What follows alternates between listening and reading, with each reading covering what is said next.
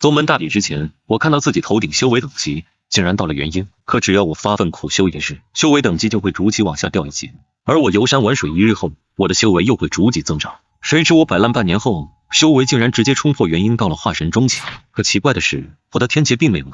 大赛比拼当天，我却连刚突破元婴的二师弟都打不过。师尊跟小师妹满脸失望地看着我。原本还指望他夺冠，与我结为道侣，看来是父亲高估了他。后来二师弟当上逍遥宗掌门后，将我关押在锁妖塔内，挖去我的金丹，让我无力对抗妖物，被万妖撕碎惨死。快闭上眼的时候，我听到了二师弟十分猖狂的声音：刚进门就受师妹青睐，是个修仙奇才又怎样？还不是被头顶的修为等级所蒙蔽，成为了人人喊打的废物。我这才恍然大悟，原来这一切都是他在操控的。再睁眼，我回到了离宗门大比还有半年时，我刚睁开眼，发现自己睡在缥缈峰的院子里，浑身被撕碎的痛感隐约还在。看向周围熟悉的一切时，我才反应过来是重生了。就在这时，一个熟悉的身影走了进来。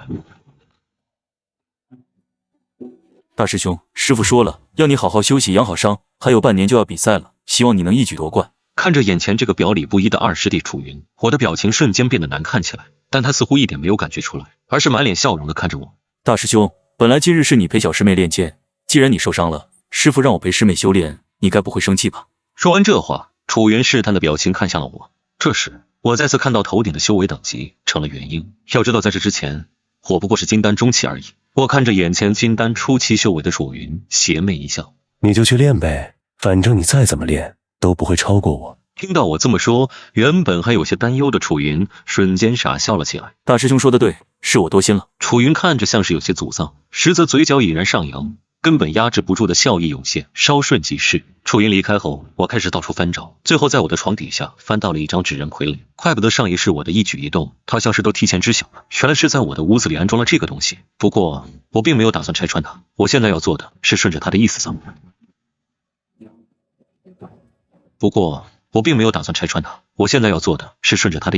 反正重活一世，我可不会再让他害我，因为我也给他放置了同样的探听傀儡，只不过我的傀儡是只小虫子，按照他的性格根本不会发觉不妥。画面中的楚云满脸焦急的在房间踱步。系统，你不是说只要我给他制造假修为，他就会放松警惕，不再修炼吗？为什么他的修为等级掉了一级？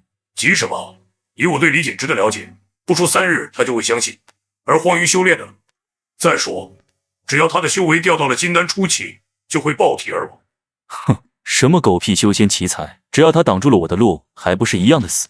于是我开始到处找解决的办法，可惜1天时间过去了，还是跟上辈子一样，只要我专注修炼，头顶的修为就会急速下降，眼看着就要到了金丹初期了。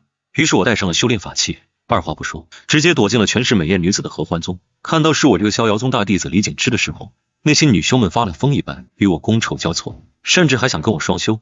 我突然发现，在合欢宗内的时候，哪怕我是在修炼，但是我的头上修为都是在增长的，所以说这个方法是真有用。可是没多久，我身上带的灵石花完了，于是我千里传音给了楚云：二师弟，我现在在合欢宗养伤，奈何灵石不够了，可否借我3000高级灵石，以备不时之需？见到我发送的传音后，楚云脸上的笑容藏也藏不住。他果真信了，居然跑去合欢宗逍遥快活，如今还要跟我借灵石，我看还真是颓废到了极点了。那就好，这边建议宿主将所有灵石都给他，让他更多了一些。看完这些画面，到时候我瞬间只觉得好笑。合欢宗的女修们见到我有钱后，个个巴不得跟我双修，而我这段时间虽然找了女修，但是并没有跟他们发生实质性的关系。反正只要留在这合欢宗内，我的修为就会一直往上涨。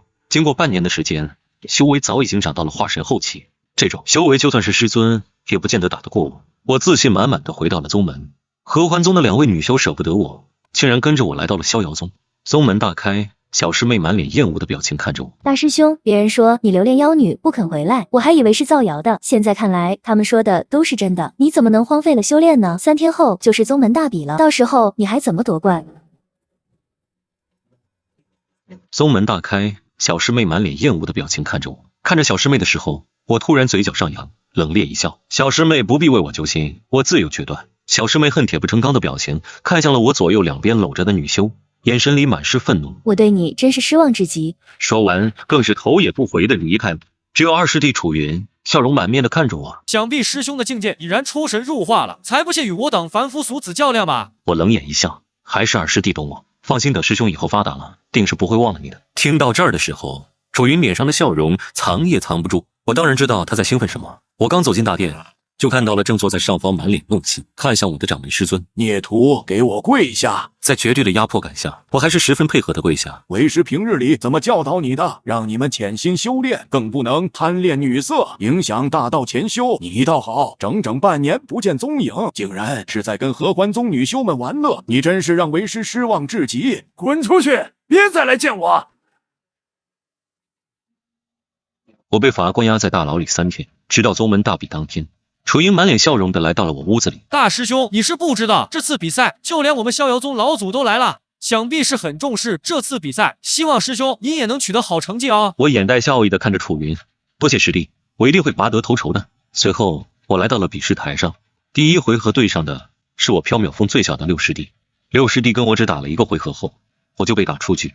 在所有人的唏嘘中，六师弟取得了胜利，而我就像一颗老鼠屎一般被人嫌弃。小师妹满脸嘲讽的看着我，看吧，这就是你荒废修炼半年的下场，竟然连刚达到金丹境初期的六师兄都打不过，真是够丢人的。说完这话，小师妹扬长而去，而是朝着在场上接二连三拿下比赛的楚云走去。还是我们二师兄厉害，场场都赢了。说话间，更是眼神温柔如水的看着他，两人眉目传情，十分沉醉。而我也坚持看完了整场比赛，直到看到逍遥宗老祖玄阳出来宣布结果的那一刻，我突然发现眼前的修为提醒消失了。我知道好戏就要开场了。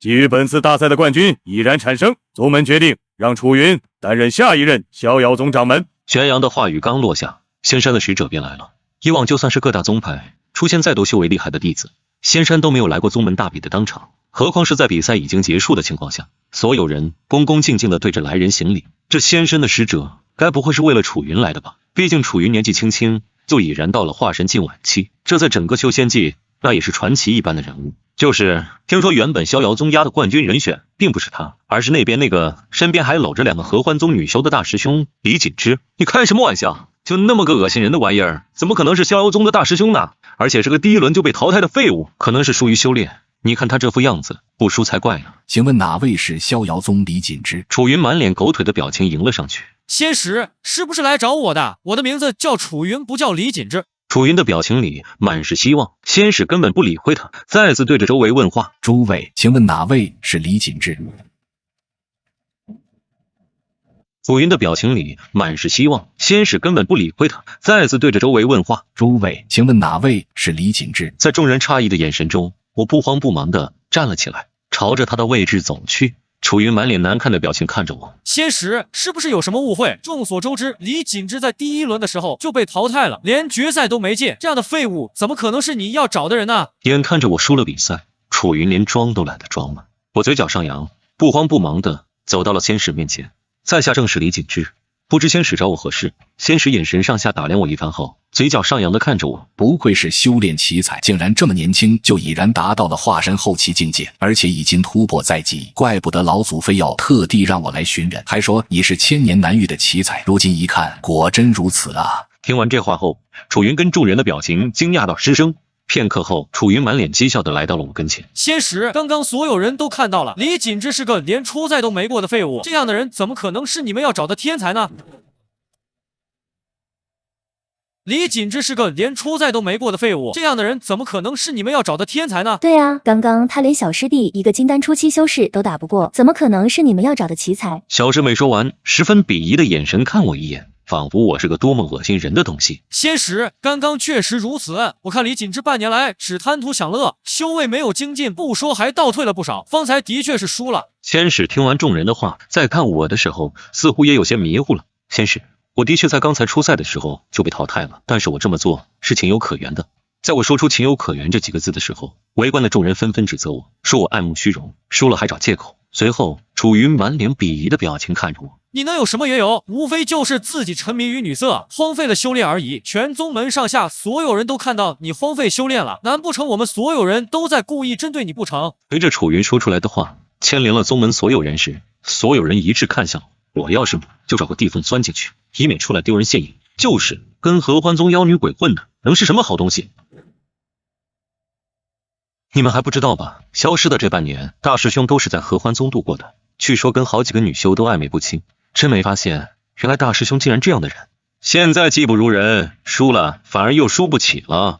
仙师肯定是找错人了，我看二师兄才是他该找的人，年纪轻轻就已经是化神后期的修为了。就是，楚云在众人的夸赞中逐渐迷失了自我。李锦之，你还是快些跟仙使解释下，是他认错人了，他们该找的人是我这个化身后期，而不是你这个金丹期废物。仙使眼神凝重的看向了一旁的楚云，原来你就是此次宗门大比的冠军，不错啊！在你这个年纪达到化身后期，就连我们始祖都未曾如此，也跟我一道回去，届时定不会亏待于你。听到仙使要带他一起走的时候，楚云却满脸凝重的看向我。可是仙使大人，这李锦之就是个废物，跟他一起去仙山，我觉得很丢人。这时候，一直沉默不语的六师弟来到了众人面前，禀告掌门，禀告老祖，我有重要的事情需要汇报。只见六师弟波澜不惊的走到了台前，对着我深深鞠了一躬。刚才那场比试是大师兄对我放水了，不然他是不可能输给我的。这话一出，所有人都震惊。这怎么可能？六师弟，你不会也收了李锦之的贿赂吧？就是李锦之刚刚就是技不如人，怎么可能是他故意输给你的呢？六师弟直接指天发誓，我在此立誓，方才所言句句属实，若有假话，不得好死。这话一出，逍遥宗老祖的表情瞬间变得难看了不少。罢了，我们就信你一次。这样吧，不如就由逍遥宗大长老来测试下李锦之是否藏拙吧。楚云满脸愤怒的表情看着我，既然你这么想出丑，那我们就拭目以待吧。随后，大长老上台，比我过了几招。当我将已然达到化神初期的大长老都打败了的时候，众人瞬间变得哑口无言。怎么会这样？就连大长老都不是他的对手，李锦之真的是在藏拙啊！要不是亲眼所见，我根本不会相信的。逍遥宗也太强了吧！同样优秀的天才，别的宗门几百年都不见了有一个，但是他们逍遥宗都有2个了。要不是说逍遥宗是第一修仙大派呢？仙使满脸欣赏的眼光看向了我，不愧是始祖看上的人才，果然是青出于蓝而胜于蓝。我淡淡的点点头。这时原本还鄙视我的小师妹，眼神震惊的来到了我跟前。大师兄，你难道是为了不与我结道侣，所以才故意这么做的吗？大师兄，你难道是为了不与我结道侣，所以才故意这么做的吗？我眼神精密的看着他。对，这话一出，小师妹瞬间面露震惊。她刚刚说什么？竟然不想娶小师妹？难道不知小师妹可是整个修行界的第一美人？不知道多少人争抢着想要娶她。我看她就是失心疯了，被那些合欢宗的妖女迷了心智了。怎么，我的回答可还满意？小师妹眼眶微红的躲到了楚云身后。二师兄，我要你替我教训大师兄，只要你将他打败了，我今日就跟你结为道侣。小师妹这话一出，围观的众人纷纷喊话，要让楚云上台跟我打一架。不过此时的楚云脸色却有些难看，但是碍于所有人都在看他，最后他只能不情不愿的上了台，随后俯身在我耳边低语：大师兄，若是你肯主动认输，我愿意将你头上能看到修为的秘密告诉你，怎么样？楚云笑得癫狂，可惜我却面无表情的看着他。不就是绑定了系统了吗？想必现在你的系统已经走了吧？如果你没有别的招数了，那就只能等着被我打了。我一字一句说出这句话的时候，楚云的表情十分难看。不可能，你怎么会知道我的计划的？我眼神冷冽的看着他，随后将我把小虫子放在他身边打探的消息告诉了他。李锦之，你还真是够卑鄙下流的。我嘴角上扬，满脸得意的看着他。哪里，跟你比起来，我还是略逊一筹。说完这话后，楚云的表情已然难看到了极点。可正当我想动手的时候，却见到不远处的劫云滚滚而来，连带着打雷闪电也一起过来。怎么可能？这是五色劫云，当初也只有始祖在突破应变的时候才遇到的这种劫云，那是千年难遇的大机缘。只不过拥有此类大机缘的人渡劫会更难。看着接踵而来的五色劫云，小师妹满脸激动的跳了起来。一定是二师兄的雷劫来了，我就说我没看错人，二师兄真是好样的。留下这句话后，所有都羡慕的看着楚云。以后逍遥宗在二师兄的带领下，一定会更加辉煌的。二师兄加油！但是楚云的表情却十分难看，只因为这个劫云根本就不是他的，而是我的。我之前在合欢宗的时候，隐秘了气息，真正修为被隐藏起来。刚才对付大长老时，才不得不使出真正的修为，所以才引来了天道雷法。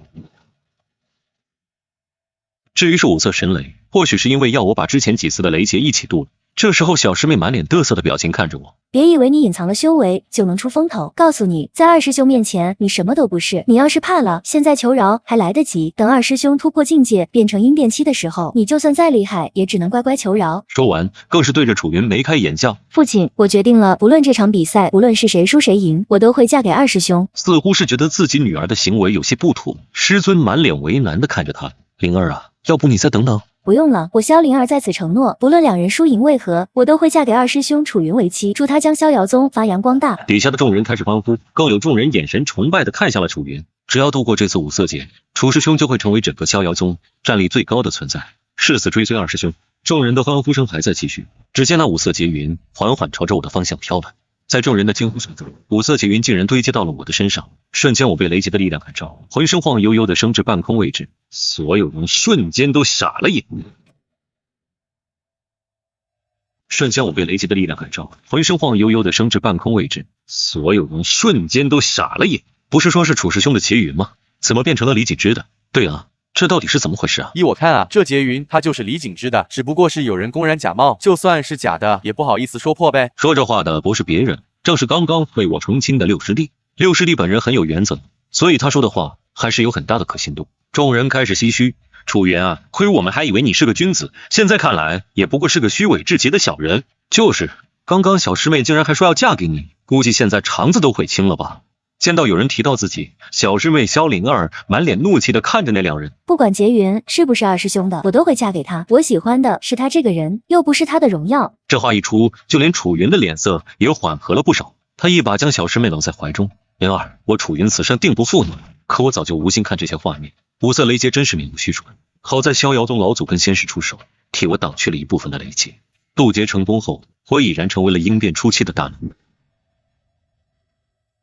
再次落在地面上的时候，楚云满是嫉妒的眼神看着我。李锦之，就算你比我先突破应变又怎样？灵儿到头来还不是嫁给了我？怎么样，你是不是心里很不舒服？我笑了笑，并未理会他的挑衅，直接越过两人，对着逍遥宗老祖玄阳膜拜。多谢老祖出手相助。玄阳面色凝重的看向我，是我逍遥宗误了你，也算是本老祖对你的一些补偿，只希望你日后可以放过宗门其他人，不与他们为敌就是。我眼神冷冽的看向众人。今日我谨记老祖之言，不与逍遥宗众人为敌，但今日辱骂我的二师弟小师妹，我是断不会放过的。听到我说连小师妹都不放过的时候，师尊满脸怒气。岂有此理！你将本宗主置于何地？你要是敢对灵儿下手，老夫就算是拼上这条老命，也要跟你同归于尽。说话间，更是直接亮出自己的绝招，眼神恶狠狠地看向我，一副要与我打架的样子。我的境界比你高，你确定要跟我打？师尊脸色逐渐变得难看，他自己也知道。如今在场的除了老祖，还能跟我打个来回，其他人根本就不是我的对手。最后师尊将萧灵儿喊了回去。灵儿，等以后父亲为你寻觅更好的夫君，这楚云我们是保不住了。师尊说完，满脸可惜的表情看向楚云，我却突然大笑了起来。对着楚云浑身上下进行一番探测后，才发现其真正的修为等级直到金丹初期。于是我转头看向了不远处的六师弟。六师弟，可否替我跟二师弟打一场？听到我要让仅是金丹初期的六师弟跟楚云打架，所有人都以为我疯了。我没听错吧？他竟然让六师弟一个金丹境界的跟化神后期的楚师兄打，他这是想赢呢，还是想输啊？不知道呢，我们就看着吧，说不定会有奇迹发生。这时候，站在高台上的萧灵儿却突然笑了。李景之，你让六师弟跟楚云打，你是脑子有问题吗？这把我赌你输定了，要是你赢了，我就自断经脉，再不习武；若是你输了，亦是如此，怎么敢不敢赌啊？看着眼前还在侃侃而谈的萧灵儿，瞬间只觉得一股厌恶之情逐渐加重。罢了，我原本打算放过你的，是你自己非要撞上来的。好，我跟你赌。话音落下，六师弟风姿卓越的走上了擂台。反观楚云，此刻的他的表情十分难看，脸色苍白，毫无血色。既如此，六师弟，那就别怪我不客气了。楚云说完，十分嚣张的看向了六师弟。一回合打斗下来，两人旗鼓相当，这倒是把台下的众人看蒙圈了。楚师兄不是已经化神后期修为了吗？为什么看他打一个金丹境初期的六师弟都那么费劲？这不可能啊！二师兄，你可千万别学大师兄那样让着我啊，我会不开心的。六师弟已经看出了楚云的修为有假，故意说出这样的话，让他难堪。好，那我就对你不客气。可惜不论楚云再怎么使用厉害的法术，但是那些威力并不大。几个回合下来，楚云甚至没有占据上风。楚云被打伤在地的时候，他满脸怒火地看向周围。狗系统，你再不出来，我就要死在这个破地方了。一句话后，原本已经消失的系统出现在了所有人的面前。宿主检测到您有危险，特为您提供毁灭级仙术寂灭，其威力堪比真仙等级，请谨慎使用。做完这一切后，楚云满脸戏谑的表情看向了你。怎么样？现在该你尝尝这真仙境仙术的滋味了。说完这话后，他满脸阴笑的看着我。李锦之坏我好事儿，你就安心上路吧。以后每年今日这个时辰，我都按时会为你上炷香的，算是我对你最大的恩典了。说完，更是直接对准我使用了真仙境的仙术。仙神满脸紧张的看着他，楚云，你难道是想毁了逍遥宗吗？你可知道，只要你这个技法一出，在场的所有人都会陨灭，包括萧灵儿。说到萧灵儿的时候，楚云冷笑着看了过去。你们的死活与我何干？我本就不是这个世界的人，我来这里不过是为了完成任务的。只要我杀了李锦之，我的任务就算完成，我管你是谁。萧灵儿满脸难以置信的表情看向了一旁的楚云。二师兄，你说的不是真的对吗？我肚子里已经有了你的孩子了，你不能不管我啊！这话一出，所有人的表情都变得震惊无比，尤其是师尊，他一巴掌打到了萧灵儿的脸上。你这个不知羞耻的东西，你们怎么能做出这种有辱宗门的事情来？我今天不打死你！说完，师尊忙着打自己的女儿，但是楚云手里的蓄力却很快就要完成了。我打算凭尽全力迎接这最为致命的一击。我知道只要我打下去，我可能就会魂飞魄散，但是我不得不接。看着浩浩荡荡的一把大成剑的剑气直直朝我砍杀而来的时候，一道金光忽然显现。宿主察觉到你身陷险境，为了宗门甘愿舍身忘我，特赐你大罗金仙神技九式。下一秒，我瞬间感受到浑身充满了力量，两股力量相抗衡的最后，最终还是我赢了。楚云倒地吐血，气急败坏地召唤出自己的系统。系统，你不是说我在这个修炼界是无敌的吗？为什么会失效？宿主检测到您的对手也是穿越者，其实力比你更为强大，所以无敌失效。宿主，您任务失败，将在半个时辰后被抹杀。楚云满目猩红的表情看向我，都怪你，都是因为你，我才会被系统抹杀。你怎么不去死？我笑吟吟地看着他。楚云，以后每年这个时辰，我会为你点炷香。我与你不同，我还会给你送朵菊花。再见了。楚云被我这话说得愤怒无比，但是面对我修为的绝对压制，只能无能狂怒。只是我万万没想到，上辈子因为我攻略失败，早就离开我的系统，如今竟然又会回到了我的身边。恭喜宿主完成隐藏任务，奖励飞升为仙。系统的话音刚落，就看到了不远处的10色劫云滚滚而来。我怕得直喊系统，谁知他却装睡了。道友，老夫来助你。说话的正是仙山始祖大罗金仙境界的大能，如今我便安心当神仙了。